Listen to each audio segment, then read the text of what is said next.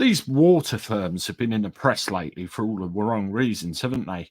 Problems with their finances, problems with shareholders, infrastructure issues, leaks here, there, and everywhere. In fact, a sieve with a million holes in could do a lot better in some cases. And you've got to wonder, what exactly are we paying our bills for? What do we get for our money? And there's a family not a million miles away from me who are asking exactly the same.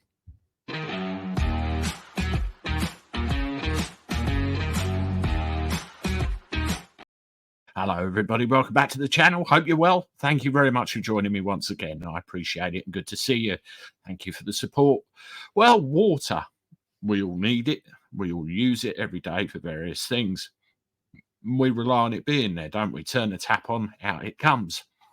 I had a situation, I've told you about this before, a couple of weeks ago, where my son went and had a shower, come out. I got in the shower. All of a sudden, all the water turned off. I thought, wow, I'm standing there covered in shower gel. And you don't expect that, especially when you get out of the shower, go back in it when you think the water's on, and then it goes off again. And just down the road from me, we had an awful lot of problems with low pressure, leaks, all sorts of stuff. And there's been a great deal of infrastructure work and replacements going on around my neighbourhood.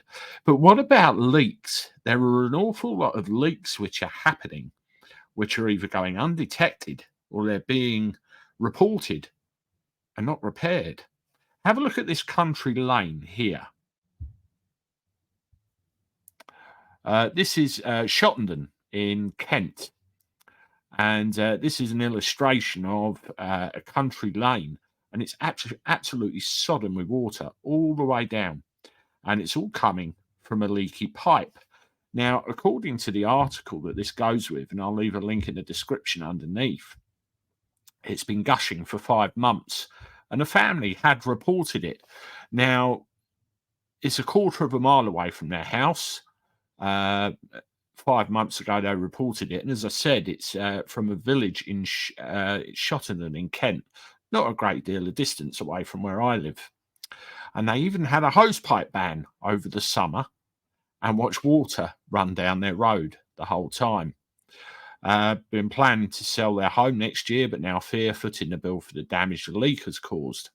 Also worried that with winter fast approaching, the unfixed leak will become an ice rink.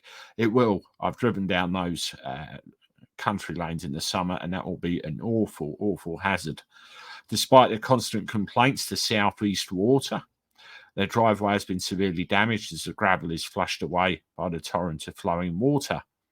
Mrs. Townsend, obviously the Townsend family, said it's become a joke.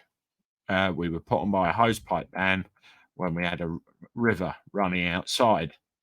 They said we couldn't water our garden, but it's all right because we could have just diverted the stream onto it. It's ridiculous, isn't it?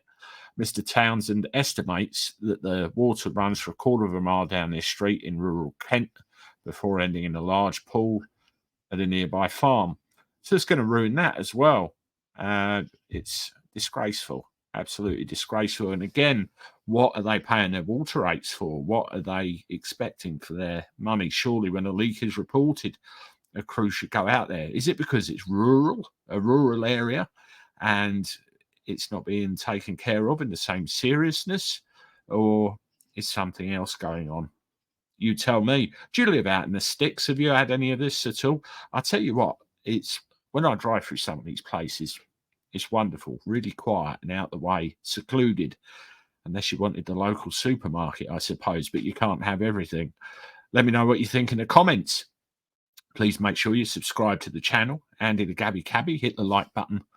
And obviously share the content if you find it useful. Hell, share it anyway.